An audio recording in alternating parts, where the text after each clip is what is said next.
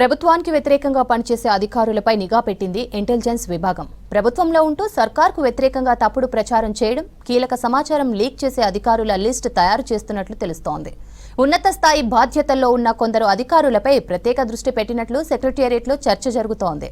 మరోవైపు మంత్రుల పేషీలో పనిచేసే అధికారుల బ్యాక్గ్రౌండ్ ఏంటి, వాళ్ల పనితీరు ఎలా ఉంది, ప్రభుత్వ లైన్లో ఉన్నారా లేదా అనే దానిపై సీఎం రేవంత్ రెడ్డి సైతం ఆరా తీసినట్లు తెలుస్తోంది.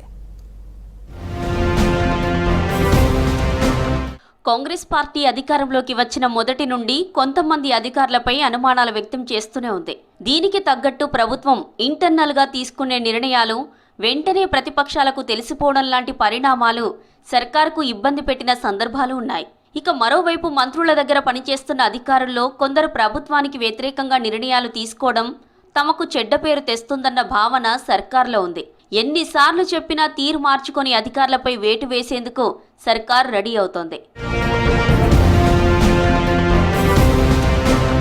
మంత్రుల పేషీలోని అధికారులపైన ప్రభుత్వం ఫోకస్ పెట్టింది. ఏ అధికారి ఎక్కడి నుండి వచ్చారు, వాళ్ళ సొంత శాఖ ఏది, మంత్రుల పేషీలో వాళ్ళ పనితీరు ఎలా ఉంది, ప్రభుత్వం తీసుకునే నిర్ణయాలు ప్రాధాన్యత అంశాల విషయంలో ఎలా ఉంటున్నారు, ఇలా అన్ని కోణాల్లో ఇంటెలిజెన్స్ విభాగం నిఘా పెట్టింది. అందులో భాగంగానే మంత్రి కొండా సురేఖ ఓఎస్డీగా పనిచేస్తున్న సుమంత్పై వేటు వేసింది సర్కార్. ఆయనపై ఎప్పటి నుంచో ఆరోపణలున్నాయి. ఈ మధ్య మంత్రులపైనే మీడియాకు తప్పుడు సమాచారంతో లీకులిచ్చి వార్తలు రాయించారనేది ఇంటెలిజెన్స్ నిఘాలో తేలినట్లు తెలుస్తోంది. మేడారం పనులకు సంబంధించిన టెండర్ల విషయంలో సైతం మీడియాకు లీకులు ఇచ్చినట్లు తేలడంతో ఓఎస్డీ నుంచి తొలగించింది సర్కార్. ఇక నుంచి ఏ స్థాయి అధికారి అయినా ప్రభుత్వంపై తప్పుడు ప్రచారం చేసినా, తప్పుడు లీకులు ఇచ్చినా వేటు తప్పదని హెచ్చరిస్తోంది ప్రభుత్వం.